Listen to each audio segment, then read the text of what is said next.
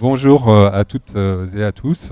On est sur cette table où on va présenter deux projets, le livre blanc, donc Stéphanie va notamment nous en parler, et la remise des prix RH numériques sur cette édition du Forum Made in Job 2017. Je vous laisse chacun d'entre vous présenter. Stéphanie, tout d'abord. Oui, bonjour à toutes et à tous. Donc, je suis Stéphanie Chauvet et je suis directrice de la Cité des métiers de Marseille-PACA et de la Maison de l'Emploi de Marseille également. Merci Christine. Honneur aux dames. Moi, je suis Christine Bugliani, je suis directrice territoriale déléguée à Pôle emploi Marseille. Merci. André. Alors, je suis très content d'intervenir dans une table ronde où il y a la parité, ça vous pouvez le souligner. Je suis André Jeannereau, président d'Aix-Marseille French Tech, DSI de Talentia Software et président de France IT. Donc, je pense avoir une bonne expérience dans le domaine des RH. Merci André.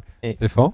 Bonjour, Stéphane Guidarini, je suis le président du club informatique Provence Méditerranée et gérant du groupe et fondateur du groupe Stedia. Et vous représentez également Béatrice qui est coincée en réunion, donc représentant l'ANDRH, l'association qui fédère les DRH en France. Voilà. Tout d'abord, le projet de livre blanc, Stéphanie, c'est quelque chose qui est initié depuis plusieurs mois. Le titre, c'est Emploi IT numérique, Focus Marseille. Qu'est-ce qu'on peut dire de cette genèse ? Alors effectivement, la mission de base de la Maison de l'Emploi de Marseille, c'est de travailler sur et d'anticiper les mutations économiques. Et on voit qu'on parle beaucoup de transition numérique. Alors transition numérique pour les professionnels que vous êtes aujourd'hui sur ce salon, effectivement, ça vous parle. Mais pour certains métiers qui ont été réellement bouleversés, notamment les métiers transverses au monde de l'entreprise, les métiers du tertiaire, etc. Qu'est-ce que c'est ? Comment on peut recruter ? Comment on peut s'améliorer en méthodologie, en diversité, en recrutement, puisqu'on sait que les entreprises ont beaucoup de difficultés sur certains postes. Donc l'idée de ce livre blanc, c'est évidemment de donner des billes et du grain à moudre à ces professionnels du recrutement notamment. C'est un livre blanc qui va également s'adresser à tout demandeur d'emploi, pour les accompagner dans leur recherche et qu'elles soient ciblées au plus près. Les porteurs de projets d'entreprise aussi. Tout à fait. Alors l'avantage de la Maison de l'Emploi, j'ai envie de dire, c'est d'être au confluent des acteurs à la fois économiques, des institutionnels et des acteurs publics. Nous travaillons très très conjointement avec notamment Pôle emploi, Aix-Marseille French Tech, sur ce livre blanc. C'est la raison aussi pour laquelle nous sommes partenaires de ce salon. Je crois d'ailleurs que les conférences qui ont eu lieu ce matin et celles qui auront lieu cet après-midi viendront agréger et enrichir ce livre qui sortira. Donc je vous en donne la primeur aujourd'hui sur le premier trimestre 2018. Je ne connaissais pas la date non plus, alors que j'ai également un rôle sur ce livre. André, d'ailleurs, parce que Aix-Marseille French Tech et Made in Soft est impliqué, le Syntec également, sur l'écriture de ce livre. Donc on est dans les French Tech Weeks, donc c'est vrai qu'on a l'occasion de beaucoup se croiser sur ces semaines. On remarque que cette vision transverse, on a besoin aussi d'accompagner également les entreprises qui ne sont en dehors de ce secteur du numérique dans les questions qui peuvent se poser. Et je crois que vous êtes organisé en commission aussi autour de Aix-Marseille French Tech. Oui, tout à fait. La filière numérique sur le territoire d'Aix-Marseille French Tech, c'est plus de 44 000 emplois et 1000 créations d'emplois par an. Donc c'est une filière qui tire l'économie régionale. Et pendant 3 ans maintenant, au sein de Aix-Marseille French Tech, on a mis en place les structures d'accélération permettant de dynamiser la filière numérique. Et maintenant, on passe à la deuxième étape, qui est de la transformation numérique dans les différents secteurs d'activité, les filières dites filières stratégiques pour la région. À savoir notamment la e-santé, la logistique, le tourisme, le sport et tout ce qui est objet interconnecté, les smart cities, avec des réalisations très importantes sur notre territoire. On inaugurait récemment The Camp, qui a mis en place une maquette avec des capteurs sur les plages de Marseille, dans le port de Marseille et au cœur d'Aix. Et ces capteurs remontent des données et donc vont permettre d'analyser des big data pour pouvoir produire des données au service des citoyens et analyser ces modèles pour sortir de nouveaux métiers, sortir de nouvelles analyses. On est vraiment dans une transformation numérique qui va toucher tous les secteurs d'activité et on est très heureux que ça se réalise ici sur notre territoire. Merci. Christine, peut-être, parce que cet après-midi, il y a un atelier MRS qui est une des preuves, effectivement, une des manières de recruter, puisque on a tous été lecteurs d'un article hier où on comprenait que c'était très difficile. Cela dit, une des possibilités, donc c'est forcément ce forum avec la possibilité de rencontrer un certain nombre de collaborateurs. Je remercie encore l'Académie, d'ailleurs, pour ses actions et tous les partenaires. Expliquez-nous, à partir de 14h30, MRS, ce qui va se passer. Alors effectivement, pour Pôle emploi, le secteur de l'économie numérique est un fort enjeu parce que, comme vous le savez tous, c'est un de ceux sur lesquels on a les plus grosses difficultés de recrutement. Donc ça nous amène, nous, à remettre en cause et en question la façon que nous avons de fonctionner et à essayer de trouver des solutions innovantes pour accompagner cette filière, à la fois sur le côté vraiment le pur et le dur, l'IT, mais aussi, comme vous venez de le souligner, sur l'évolution de tous les métiers qui sont complètement bouleversés par l'arrivée du numérique. Donc voilà, on se remet en question et on essaie de développer des actions de recrutement innovantes. Alors, une de ces actions-là, et puis je pourrais parler aussi de la nouvelle approche par les compétences et la nouvelle façon qu'on a d'accompagner le sourcing des entreprises, c'est d'appliquer sur ce secteur une méthode qui est relativement éprouvée par ailleurs, qui est la méthode de recrutement par simulation. C'est-à-dire que c'est une façon de recruter en ne s'appuyant pas sur les compétences professionnelles, mais sur les habiletés que les personnes en recherche d'emploi ont pu développer dans leur vie personnelle ou professionnelle. Donc ça veut dire qu'ils sont testés sur des actes, des actes qui ont été définis avec la profession. Et c'est vrai qu'il y a un certain nombre d'entreprises de l'écosystème marseillais, ex-Marseille, qui ont participé à l'élaboration de ces tests. Je pense à GFI par exemple. Et donc c'est vraiment l'implication aussi des entreprises d'ex-Marseille French Tech qui nous a permis d'élaborer ces tests. Et donc cet après-midi, je vais être courte, je vais m'arrêter là, vous aurez une démonstration en avant-première puisque la méthode de recrutement par simulation sur ces métiers-là viennent vraiment juste d'être livrés. On est très satisfait d'avoir pu les montrer sur l'édition d'Aix-en-Provence et de les démontrer cet après-midi. Donc je crois 14h30, 16h, vous aurez la possibilité de suivre et de tester vous-même cette nouvelle méthode de recrutement. Donc c'est accessible pour les 70 employeurs qui effectivement recrutent aujourd'hui sur ce salon. On est d'ailleurs dans les 48 heures de l'emploi. Donc des actions effectivement pour l'emploi sont menées partout à travers le territoire. Stéphane, le CIP travaille également en structuration finalement de la pratique des DSI, de ces acteurs effectivement du numérique. Vous faites un certain nombre d'actions. Et vous réfléchissez aussi à la transformation numérique et étudiez les attentes des jeunes à travers une enquête qui va enrichir le livre blanc. Et effectivement, depuis 3 ans, on travaille énormément sur cette transformation numérique. Ex-Marseille French Tech travaille plutôt sur l'écosystème, donc plutôt sur les ESN, donc les entreprises du service numérique. Nous, c'est au niveau des DSI.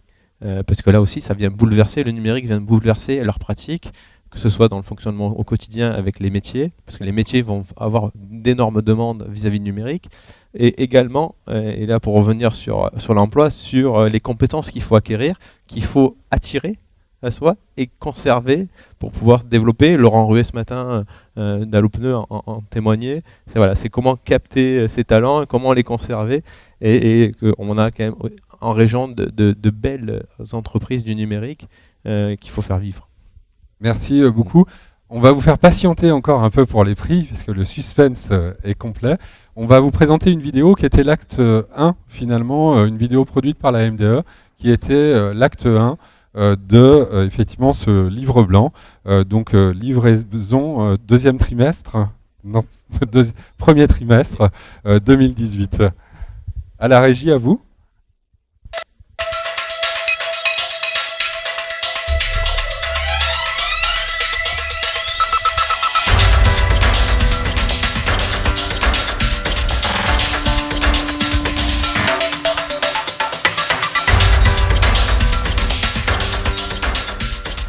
Les filières du numérique, c'est 200 000 emplois. 200 000 emplois dans les années qui viennent avant 2024. Donc c'est aussi pour notre métropole Aix-Marseille plusieurs milliers d'emplois. Chacun a sa chance dans cette filière, des jeunes, des moins jeunes. Tous les niveaux de qualification sont recherchés. Les entreprises cherchent vraiment des profils, même des profils atypiques. Travaillez sur ces filières, renseignez-vous, elles sont vraiment porteuses d'avenir.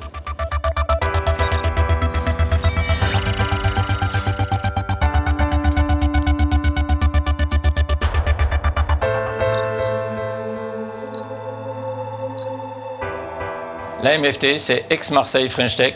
C'est un projet fédérateur de l'ensemble de l'économie numérique. Cette économie numérique qui représente 44 000 emplois en région s'appuie sur la microélectronique, le logiciel et services, les télécommunications et le multimédia. C'est une des rares filières qui se développe et le logiciel et services contribue largement avec plus 24% de chiffre d'affaires au développement de cette économie.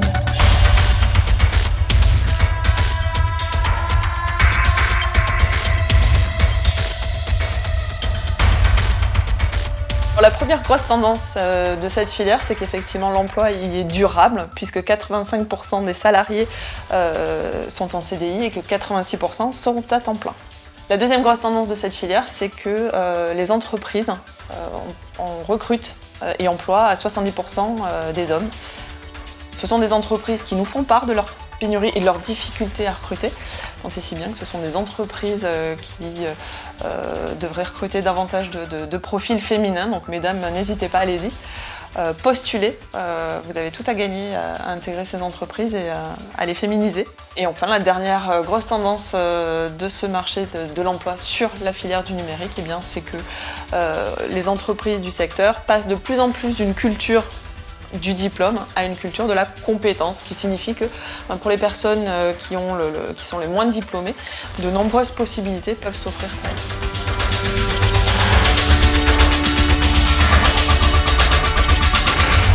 En matière d'emploi cadre, la zone d'emploi d'Aix-Marseille-Aubagne, c'est 100 000 cadres.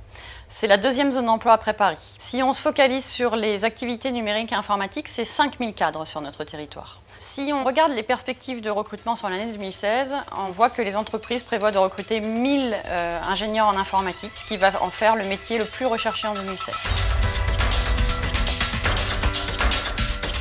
Il faut aussi avoir à l'esprit que Marseille est idéalement localisé par rapport aux boucles opérateurs télécoms qui arrivent ici, ce qui fait que vraiment il y a de la proximité immédiate pour les data centers. Et lorsque les infrastructures basses type data center et bien sûr câbles opérateurs viennent s'installer ici en proximité, on a tout l'écosystème qui peut ensuite se développer en passant bien sûr par les intégrateurs des serveurs, des couches basses du réseau que l'on va déployer pour les entreprises, en allant bien sûr vers les métiers du développement logiciel, du e-commerce, tout ce qu'on peut y trouver. Donc on a vraiment une région qui a vraiment des atouts très importants de ce point de vue-là.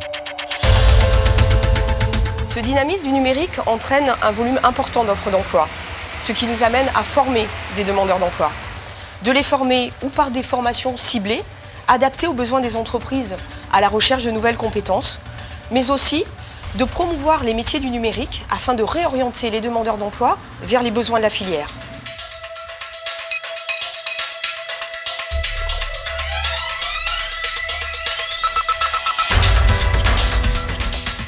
En revanche, on constate des difficultés de recrutement pour les entreprises et les difficultés de recrutement sur ces métiers du numérique et de l'informatique sont plus importantes sur notre territoire que sur le plan national. Les entreprises doivent donc travailler sur leur marque employeur et être de plus en plus créatives pour proposer aux cadres des conditions de travail et des conditions salariales qui vont faire qu'elles vont sortir du lot et se différencier par rapport aux autres entreprises pour attirer les meilleurs cadres.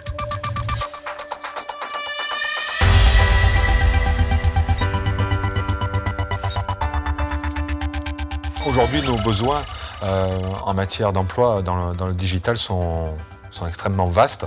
Historiquement, effectivement, nous recrutons des Bac+5, des ingénieurs, des doctorants, mais depuis déjà pas mal de temps, les techniciens sont également très recherchés, aussi bien pour des métiers de développement purs que pour de nouveaux métiers. Et nous retrouvons des besoins très très forts sur le marché du community management, du social management, sur le développement d'applications web.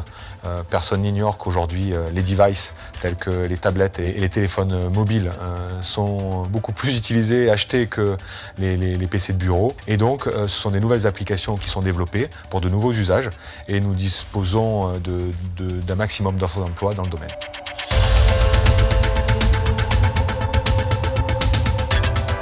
L'écosystème du pôle SCS est composé d'industriels allant de la start-up jusqu'au grand groupe, dans des domaines extrêmement larges du numérique, de l'électronique jusqu'à des applications mobiles embarquées. Les besoins en recrutement sont extrêmement importants dans des métiers d'ingénieurs, dans le cadre du développement, dans des métiers aussi de techniciens et d'opérateurs dans le cadre de centres de fabrication que nous avons dans le pôle.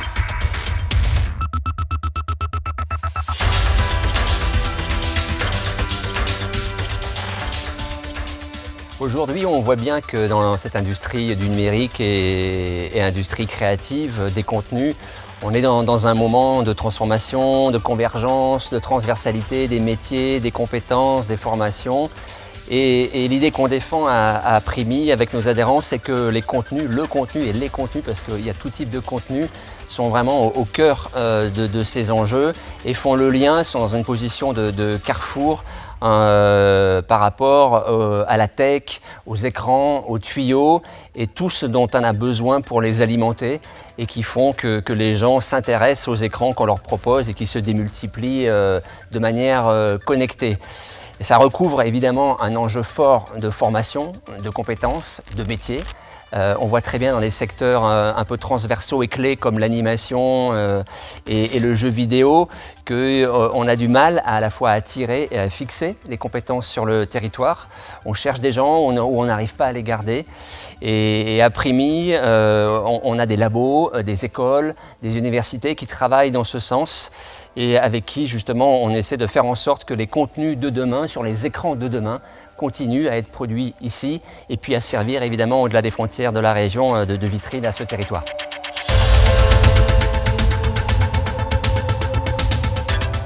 Les différentes initiatives, notamment les forums Made in Job qui regroupent la totalité de l'écosystème, sont une preuve effectivement du dynamisme de ce secteur à travers le fait qu'il y a de plus en plus d'entreprises qui exposent et de plus en plus d'offres. Cette année, on table sur 500 offres en CDI.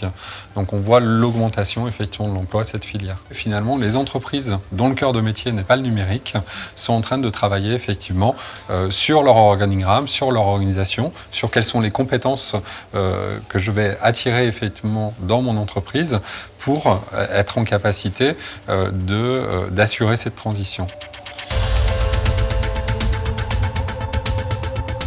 Il y a de la place pour tout le monde, il y a énormément de place sur ce secteur. On se rend compte par exemple qu'un jeune diplômé d'une école d'ingénieur est sûr de décrocher un CDI.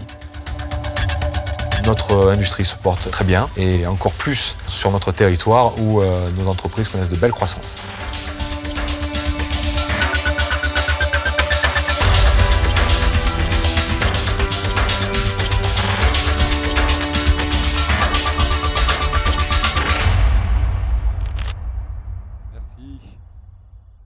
Donc comme vous l'avez vu, cette vidéo est pas saccadée, je l'ai jamais vue parce qu'elle a été retraitée et on nous l'a livrée simplement ce matin sur une clé USB. Donc excusez-nous de la qualité de l'image. Je tenais, et comme ça il y a un peu plus de suspense encore pour les prix RH numériques, à saluer effectivement Monsieur Parakian qui est parmi nous, qui nous soutient effectivement sur notre forum Made in Job. Dans sa 3e édition, vous nous accueillez dans cet endroit emblématique effectivement qui est le pôle média et soutenez nos différentes actions. Oui, effectivement, bonjour. Excusez-moi de prendre le train en marche parce que comme tout bon conseiller métropolitain, j'étais ce matin au conseil de métropole où Jean-Claude Gaudin présentait tous les rapports aux conseillers. Et puis demain, il y a un jour important puisque le Premier ministre Édouard Philippe sera à Marseille et j'espère qu'il viendra les valises bien pleines pour pouvoir justement accompagner le développement de cette métropole. Alors oui, effectivement, je suis très heureux d'être ici parmi vous au pôle média de la Belle de Mai. Je compare toujours ce lieu à la Silicon Valley Made in Provence parce que c'est vrai, il y a quelques années, c'était une ancienne manufacture de tabac qui est devenue le lieu, the place to be pour l'audiovisuel, pour les startups du numérique. Et c'est vrai qu'avec Plus belle la vie, c'est vrai qu'avec France Télévisions qui nous demande de s'agrandir. Donc c'est que du bonheur pour ce pôle média et surtout pour nos startups. Alors moi, je suis très heureux de voir toute cette fusion aujourd'hui et Made in Job qui vient envahir les lieux. C'est que du bonheur. Près de 60 entreprises qui sont là et qui sont à la recherche. 70 qui proposent, me dit-on, près de 500 offres d'emploi. Et beaucoup de jeunes des écoles sont venus ce matin pour se renseigner et des demandeurs d'emploi. C'est très important. Vous savez que l'emploi pour nous à la ville de Marseille, ce n'est pas que des paroles, c'est surtout des actes et c'est surtout des engagements. Et comme Dominique Tian vient de vous le dire, c'est la priorité des priorités du gouvernement municipal mené par Jean-Claude Gaudin et Dominique Tian en charge de l'emploi. C'est vrai qu'au quotidien, notre tâche, c'est de faire reculer le chômage. Il était de 22,6%, je vous rappelle, en 1995. Il est encore trop, bien sûr, mais il est tombé à 12%. Donc on a encore du chemin à faire pour rattraper le niveau national. Mais c'est grâce à des événements comme vous proposez aujourd'hui que ce gap sera chose faite dans les années qui viennent. Moi, je suis très heureux parce que la filière du numérique est une filière vraiment à part entière et c'est une filière qui crée de l'emploi. Cette révolution numérique que nous sommes en train de vivre, il ne faut pas qu'elle fasse peur. Effectivement, elle va détruire énormément d'emplois, mais elle va en créer beaucoup d'autres. Et aujourd'hui, ce qu'on sent, c'est que, et je parlais avec mon voisin, monsieur Stéphane Guidarini, qui me disait, effectivement, l'offre et la demande ne matchent pas. Il y a donc dans les 19 propositions, parce que Dominique Tian avait fait un conseil municipal spécial emploi, où on avait fait 19 propositions concrètes que nous sommes en train de mettre en place. Je me rappelle une de la création d'un lycée international, par exemple. La création, par exemple, aussi d'un guichet unique de l'emploi. Et puis, on avait beaucoup parlé autour du numérique, et pourquoi pas de créer une école du numérique. Donc aujourd'hui, il faut accompagner ces jeunes qui sont en demande d'emploi, parce que les startups sur le territoire, c'est une évidence, elles sont très présentes. Et d'ailleurs, je rentre d'une mission en Israël où j'accompagnais une quinzaine de startups au DLD Innovation. Nous serons aussi du côté de Las Vegas au Consumer Electronic Show. Et bien sûr, le président Jean Leroux sera avec nous pour accompagner 50 startups. Nous avons ici sur le territoire une filière qui représente 44 000 emplois. Et on me dit que dans les 5 ans qui viennent, cette filière va sans doute grossir et doubler. Donc, effectivement, 2000 emplois par an.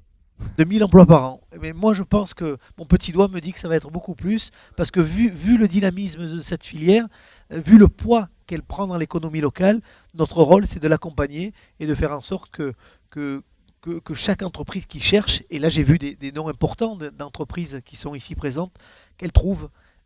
Votre rôle, en tout cas, c'est de les accompagner, et c'est pour ça que ma présence témoigne de cette volonté farouche d'être à vos côtés et de réussir cette mutation. Merci beaucoup pour tout ce que vous faites. On peut l'applaudir, merci.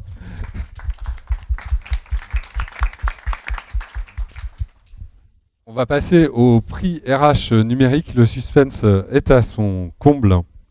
Donc pour remettre ce premier prix, c'est le prix qui est décerné aux entreprises, à une entreprise du numérique. Donc le projet, c'est comment on apporte de la valeur, comment ces projets numériques apportent de la valeur effectivement aux collaborateurs et comment dans notre écosystème, puisque les DRH, alors j'interviens un peu au nom de Béatrice, coprésidente de la NDRH avec Monsieur Maigret, en l'occurrence, travaillent ensemble, échangent des bonnes pratiques pour faire avancer le tissu d'emploi, la qualité du management, parce qu'on attire les meilleurs candidats, effectivement, si on leur propose des projets d'entreprise et des projets où socialement, les gens vont avancer ensemble.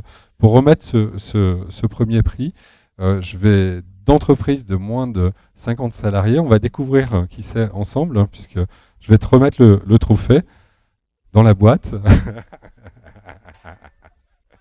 Comme ça, il ne le sait pas. Au niveau caméra, c'est Merci. Bien, je vais avoir l'honneur de remettre ce premier prix RH numérique 2017.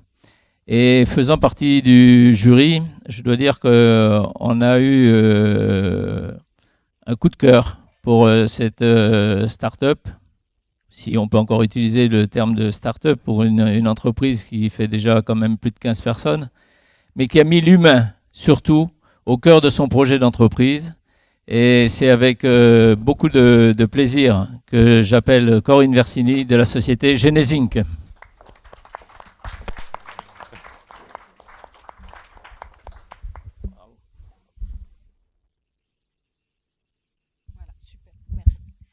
Je vais vous parler quand même de ce prix. Alix est venu avec moi parce que c'est Alix qui est l'inventeur de cette méthode et il vous en parlera un tout petit peu plus parce que nous avons un programme où vraiment l'humain est au cœur de l'entreprise parce que nous avons besoin de garder les personnes qui travaillent avec nous.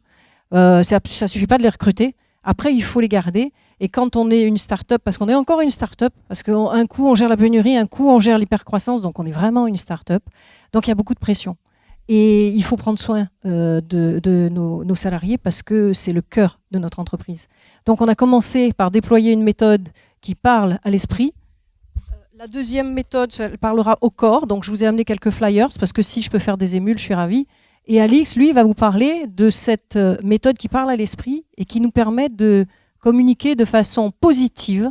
Parce que si on veut être bien dans l'entreprise, la première étape, c'est de bien communiquer, c'est de se connaître et de bien communiquer. Voilà, donc je vais laisser la parole à Alix et après je la reprendrai 2 secondes. Oui, bonjour, Alix Fréchet. Alors voilà, cette méthode, je veux dire, évidemment, comme je suis un passionné, si je prends la parole et qu'on ne m'enlève pas le micro, ça va durer des plombes. Alors on va tâcher de faire court. L'objectif de cette méthode, c'est déjà, d'avoir des salariés, et donc des gens qui vont bosser et qui, quand ils se lèvent le matin, ne prennent pas leur travail comme une tortue. Et pour les amener à ça, il faut qu'ils se sentent un peu chez eux. Et dans le besoin d'appartenance de l'humain, je veux dire, il faut qu'ils aient envie d'aller bosser parce qu'ils bossent quand même un tiers de leur temps, ils la passent au travail. Et en plus, si ils ramènent du travail à la maison, ça va être terrible. Ou des humeurs. Et donc, c'est l'expression des ressentis et des émotions et de ce que nous dit la vie, en fonction de ce qu'on peut observer, va faire que les gens vont avoir un ressenti agréable ou désagréable. Et nous, on va faire en sorte qu'ils puissent l'exprimer sur un outil effectivement numérique. Voilà. Donc l'objectif, c'est que les gens qui vont bosser soient contents d'aller bosser, qu'ils puissent avoir un épanouissement personnel au travail, qu'ils aient un sens à leur vie et à leur boulot. Et puis, dans un deuxième temps, je veux dire, la méthode, ils peuvent aussi l'exporter et la prendre pour eux, pour leur maison, ce qu'ils pourront faire pour leurs enfants et dans leur famille et dans leur vie de tous les jours. Ça, c'est le deuxième effet qui se coule. Ensuite, quand ces gens vont être heureux, évidemment, l'intérêt aussi, c'est de satisfaire les employeurs. Parce que les employeurs, eux, ils ne sont pas là pour faire de la psychologie ou pour faire de la thérapie. Donc leur boulot, c'est de gagner de l'argent. Et nous, notre objectif, le deuxième objectif, c'est évidemment pour que les employeurs nous appellent et nous recommandent, c'est qu'on puisse aussi leur faire éviter donc les burn-out, les dépressions, tout ce qui est absentéisme, présentéisme évidemment, les sabotages, le turnover dans une entreprise. Garder les talents, c'est important de les garder, et puis surtout attirer les nouveaux talents. Et ça, je veux dire, avec notre méthode, je pense que ça va être quelque chose de fantastique. Voilà.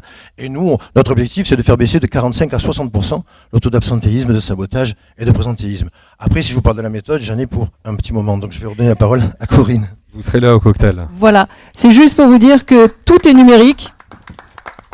Que ce soit pour l'esprit ou pour le corps, tout est numérique parce qu'on ne s'est même pas posé la question. Ma moyenne d'âge, c'est à peu près 30 ans dans l'entreprise, donc tout est numérique et ils ont l'habitude et ils adorent. Voilà. Merci, vous restez parmi nous pour la photo de famille. Et également, Stéphane, hop, et également pour le cocktail. C'est au tour de Christine de découvrir le prix. Oui, le suspense est à son comble. Alors, on découvre. Oui, j'ai vu que c'était long. Alors, moi, j'ai le plaisir de remettre un prix à la société Clanic. Venez. Alors, nous avons, au niveau de Pôle emploi, soutenu vraiment la candidature de Clanic sur le prix RH numérique, parce que nous apprécions beaucoup la façon dont cette entreprise a décidé d'élargir son sourcing en s'appuyant sur des qualités professionnelles. On parlait ensemble, par exemple, la curiosité fait partie des choses sur lesquelles vous allez recruter, et ce qui vous permet de recruter des profils tout à fait atypiques, mais je crois que vous allez nous expliquer tout ça. Donc félicitations, c'est lourd, attention. Merci beaucoup. Effectivement, on est parti un peu sur le même modèle que précédemment, à savoir qu'aujourd'hui, on a cette volonté d'accompagner nos collaborateurs sur une vision où l'humain va être mis en avant. L'humain, c'est bien beau d'en parler. Maintenant, il faut des actes. Et aujourd'hui, on est parti sur un modèle où le collaborateur va avoir cette capacité de s'impliquer dans l'évolution de sa société et donc de le faire participer, de l'impliquer au travers d'un catalogue de rôles où il va pouvoir participer en fonction de son expertise technique, de sa passion, de sa manière de vivre.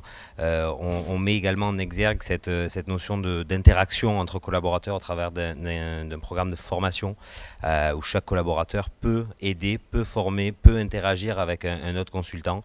Et dernièrement, et on fait partie également de la French Tech, on est parti sur un modèle d'incubateur de projet pour dire à nos consultants qu'on est en capacité de les accompagner sur des projets innovants, de partir de cette idée de rêve en fait, et de les accompagner jusqu'à la création de la start-up. Et aujourd'hui, Corner, donc, qui est notre incubateur, accompagne 3 projets. Et l'idée, c'est d'en accompagner bien d'autres. Et donc voilà, de rester dans cette vision où l'humain va avoir une capacité de s'investir dans la société et de pouvoir faire que chaque collaborateur puisse faire évoluer sa société. C'est ce sentiment d'appartenance qui revient de manière récurrente, effectivement. Merci de cette implication, effectivement, à faire grandir ce territoire. Félicitations. Stéphane, avec Béatrice. Virtuellement.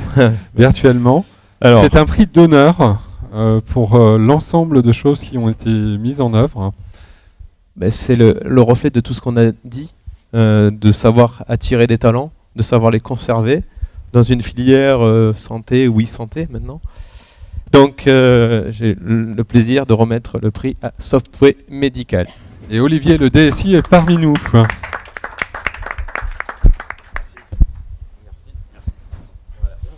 Je me mets ici. Ouais, mets-toi. C'est vrai que c'est lourd, hein, je le repose tout de suite. Merci beaucoup en tout cas. Donc d'abord Software Médical, je vous le présente rapidement. Donc on est éditeur et intégrateur de solutions logicielles dans le milieu médical, comme le nom l'indique. Nos clients sont des établissements de santé et des centres de radiologie. On devrait arriver à peu près à 40 millions d'euros de chiffre d'affaires cette année. Une croissance à 2 chiffres depuis au moins 3 ans. Donc une société qui est en belle croissance, en accélération. Que j'ai rejoint récemment. Quand je suis arrivé, on était 220. Là, aujourd'hui, on est 400. Donc, effectivement, la DRH est essentielle. Donc, moi, je représente Céline Ambloferal, qui n'a pas pu venir aujourd'hui, parce qu'elle est très occupée. On vient de racheter une petite société à Paris qui s'appelle Fuji IT France. Toute petite, voilà, ça, on le sait. La croissance externe également. Donc elle a énormément de travail. Effectivement, donc la dimension RH est essentielle, la dimension humaine est capitale. Pour nous, on développe des logiciels, mais voilà, c'est des équipes de développement, on est 120 développeurs, sans eux, le logiciel est rien du tout. Alors, on a mis en place des méthodes Scrum, des méthodes agiles, qui a vraiment permis de dynamiser ces équipes. On a une dizaine de squads de développeurs qui sont autonomes, il n'y a plus de hiérarchie dans ces équipes. Ils développent en autonomie totale sur des petits sprints de 2 semaines, et ça a transformé complètement la société, avec l'arrivée de notre nouveau CTO également il y a 2 ans. On embauche également beaucoup de consultants, donc on est toujours en recherche aujourd'hui de consultants pour implémenter nos solutions dans les établissements de santé, dans les cliniques et hôpitaux. Et on est encore en recherche de développeurs, donc on n'a pas encore fini le recrutement. De toute façon, là, on est sur une phase de croissance. Je touche du bois, il n'y en a pas. Mais normalement, si tout va bien, on est censé notre objectif est de devenir le premier éditeur. On est déjà le premier éditeur logiciel de la région PACA, mais de devenir le premier éditeur dans le domaine de la santé en France. Et donc, effectivement, encore beaucoup de recrutements à venir. Et donc, développement de la marque employeur et beaucoup d'autres initiatives de la DRH qui permettent vraiment de dynamiser, de consolider et de retenir les talents. Ce qui est en train aujourd'hui de se passer plutôt pas mal. Et donc merci pour ce prix qui représente les efforts, surtout de la DRH de ces 2 dernières années qui ont été significatifs. De l'équipe entière. Voilà. Vous êtes venu vous-même effectivement témoigner sur certains forums pour redistribuer l'information effectivement aux gens qui travaillent effectivement dans ce secteur. Et vos RH sont dans différentes écoles d'ingénieurs aujourd'hui. C'est pour ça qu'elle ne pouvait pas être parmi nous aujourd'hui. Voilà. Je suis au courant. J'étais mieux renseigné. Je suis renseigné. Tout à fait. Merci en tout cas pour ces prix. Je pense qu'on peut tous les applaudir. On va faire une photo de famille. Juste, oui. Puisqu'on parle de santé et d'innovation, sachez que je vais faire un peu de publicité pour un salon qui me tient à cœur parce que ça va être la première édition InnovinMed qui va se passer au Parc Chano la semaine prochaine, 26 et 27. J'espère que vous serez des milliers à venir visiter ce salon qui se passe pour la première fois. L'idée est partie du CES de Las Vegas. On s'est dit pourquoi pas de faire notre CES de Las Vegas. Alors Gary Shapiro, qu'on a rencontré plusieurs fois, nous a fait miroiter que pourquoi pas. Sauf que les Américains, ils sont très diplomates. Donc on s'est dit, nous on va faire notre CES. Et donc la première édition sera lancée la semaine prochaine. Et autour de l'innovation, bien sûr, mais surtout de la santé. Donc soyez très nombreux à soutenir ce salon. Vous voyez, on est capable sur le territoire, quand on crée le salon des entrepreneurs il y a 3 ans, c'était une vision du président et maire de Marseille. Aujourd'hui, c'est 10 000 entrepreneurs qui étaient présents la semaine dernière. Et j'espère que InnovinMed partira sur ce magnifique trend aussi. Donc on compte sur vous. Voilà. Organisé par MCO avec Talent, Marc Dario et Dario Mougel, qui sont les number one des number one. Bravo. Voilà, merci beaucoup. Je vous invite à aller au cocktail.